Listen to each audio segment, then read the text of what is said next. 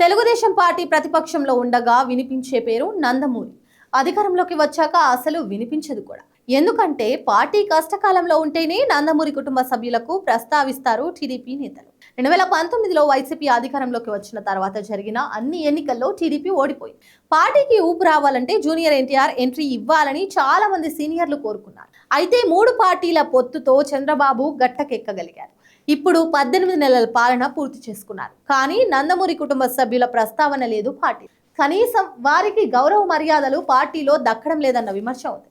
నందమూరి కుటుంబంలో రాజకీయాల్లో ఉన్నది హరికృష్ణ కుమార్తె సుహాసిని. అయితే ఆమెను గతంలోనే కూకట్పల్లి నుంచి పోటీ చేయించా. అయితే ఓడిపోయినా ఆమెకు సరైన న్యాయం చేయలేదన్న విమర్శ మాత్రం ఉంది.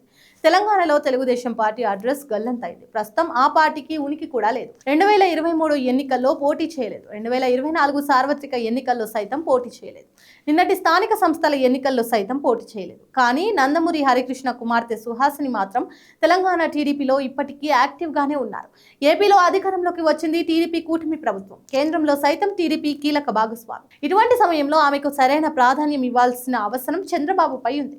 నందమూరి హరికృష్ణ మరణం సమయంలో సైతం టీడీపీ నాయకత్వంపై అసంతృప్తిగానే ఉండేవారు. అంతకుముందు టీడీపీ తరపున రాజ్యసభకు ఎంపికయ్యారు హరికృష్ణ. కానీ రాష్ట్ర విభజన జరిగిన తీర్పు నిరసిస్తూ తన పదవిని వదులుకున్నారు. 2014లో టీడీపీ అధికారంలోకి వచ్చింది. కానీ హరికృష్ణకు మాత్రం చంద్రబాబు ఎటువంటి ప్రాధాన్యత ఇవ్వలేదు. ఆ క్రమంలో హరికృష్ణ రోడ్డు ప్రమాదంలో చనిపోయారు. అయినా సరే నందమూరి హరికృష్ణ ప్రభావం కుమారులు జూనియర్ ఎన్టీఆర్, కళ్యాణ్ రామ్ పై ఉండేది. ఇప్పటికీ వారు నందమూరి కుటుంబంతో పాటు నారా కుటుంబానికి దూరంగానే ఉన్నారు.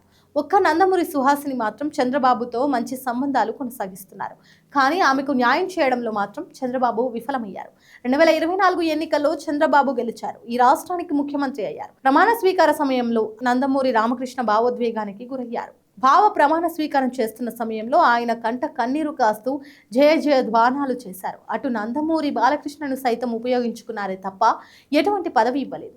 సినిమాలతో పాటు రాజకీయాల్లో జూనియర్ అయిన పవన్ కళ్యాణ్ ఈ రాష్ట్రానికి డిప్యూటీ సీఎం కాగా, సీనియర్ అయిన బాలకృష్ణ మాత్రం సాధారణ ఎమ్మెల్యేగానే మిగిలిపోయారు. ఈ పరిణామాలన్నీ నందమూరి అభిమానుల్లో ఒక రకమైన ఆవేదన కలిగిస్తున్నాయి. చంద్రబాబు తీరుపై ఆగ్రహం కలిగిస్తున్నాయి.